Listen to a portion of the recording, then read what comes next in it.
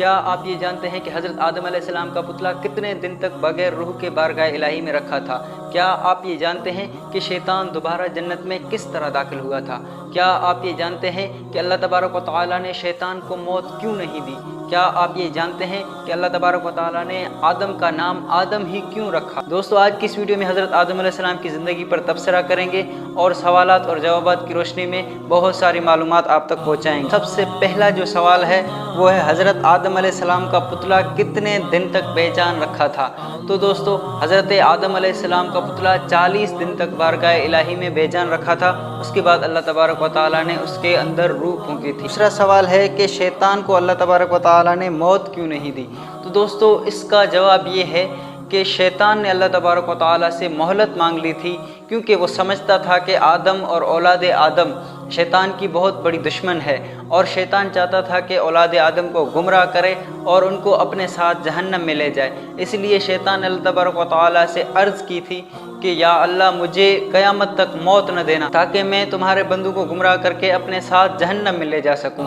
اسی لیے اللہ تبارک و تعالیٰ نے شیطان کو مہلت دے دی تھی۔ اسی طرح تیسرا سوال ہے کہ شیطان دوبارہ جنت میں کس طرح داخل ہوا تھا؟ اس سوال کا جواب اس طرح ہے کہ شیطان نے سب سے پہلے مور سے دوستی کر لی تھی اور مور کو کہا تھا کہ اپنی دوستی کا حق ادا کرو، یعنی مجھے جنت میں کسی طرح داخل کروا دو۔ لیکن مور نے کہا کہ میں تبارک و تعالیٰ کے حکم کے خلاف نہیں جا سکتا، لیکن میں تمہاری دوستی کے ناطے تمہیں ایک مشورہ دے سکتا ہوں۔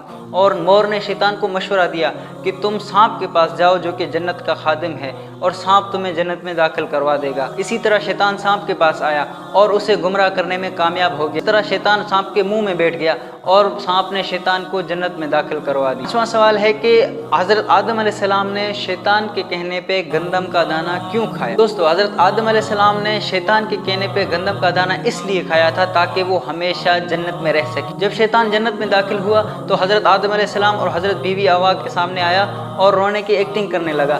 جب حضرت آدم علیہ السلام نے شیطان کو روتے دیکھا تو اس سے رونے کی وجہ پوچھی۔ جب شیطان سے وجہ پوچھی گئی تو شیطان نے کہا کہ میں تمہاری قسمت پر رو رہا ہوں۔ تو حضرت آدم علیہ السلام نے تعجب میں آ کر پوچھا کہ تم ہماری قسمت پہ کیوں رو رہے ہو؟ ایسا کیا ہونے والا ہے ہمارے ساتھ؟ تو شیطان نے کہا کہ تم بہت جلد جنت سے نکالے جاؤ گے۔ اس پر حضرت آدم علیہ السلام اور بیوی حوا بہت رنجیدہ ہو گئے کہ اتنی بڑی نعمتیں اللہ تبارک و تعالیٰ کی طرف سے ہم پر کی گئی ہیں اور ہم ان نعمتوں سے محروم ہو جائیں گے۔ لیکن شیطان نے اپنے منصوبے کے تحت حضرت آدم علیہ السلام سے کہا کہ کیا کوئی درخت اللہ تبارک و تعالیٰ نے کھانے سے منع کیا ہے؟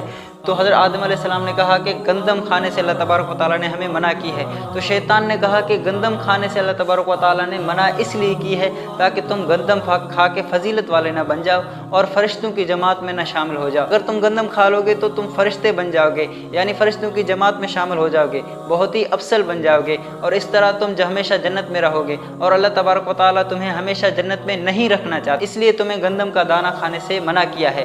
تو حضرت آدم علیہ السلام شیطان کے بہکاوے میں آ گئے اور گندم کا دانہ کھا گئے۔ اگلا سوال ہے کہ شیطان انسان کو گمراہ کیوں کرتا ہے؟ اس سوال کا جواب یہ ہے کہ شیطان حضرت آدم علیہ السلام کو اپنا سب سے بڑا دشمن سمجھتا ہے، اور وہ اولاد آدم کو بھی سب سے بڑا دشمن سمجھتا ہے، کیونکہ شیطان سمجھتا ہے کہ آدم علیہ السلام کی ہی وجہ سے وہ فرشتوں کی استادی سے محروم ہوا تھا، اس کو لعنت کا طوق ملا تھا اور وہ جنت سے نکالا گیا تھا۔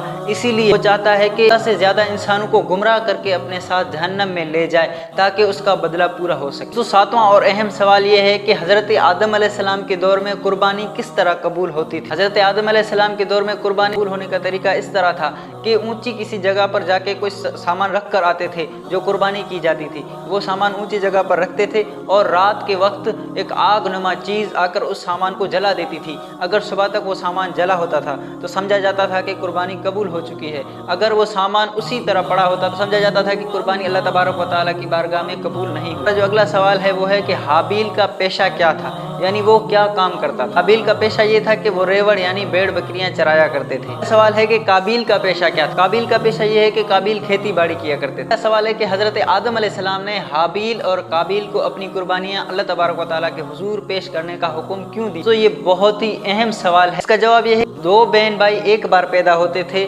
वो दूसरी बार पैदा होने वाले बहन भाइयों से शादी करते थे। हाबील ने अपने बाद पैदा होने वाली बहन से शादी करने से इनकार कर दिया था। हाबील चाहता था कि मेरे साथ जो बहन पैदा हुई है मैं उसके साथ शादी करूं, और हजरत आदम अलैहिस्सलाम को जो अल्लाह तबारक व तआला ने हुक्म दिया था उसकी खिलाफ वर्जी करने लगा। इस वजह से हजरत आदम अलैहिस्सलाम ने दोनों से कहा कि तुम अपनी कुर्बानी अल्लाह तबारक व तआला के यहाँ पेश करो, जिसकी कुर्बानी कबूल हो जाएगी वो काबिल के साथ पैदा होने वाली बहन से शादी करेगा। दोस्तों हमारा जो अगला सवाल है वो बहुत ही अहम है। काबिल ने हाबील पर हमला किया था तो उस वक्त हाबील किस हालत में थे?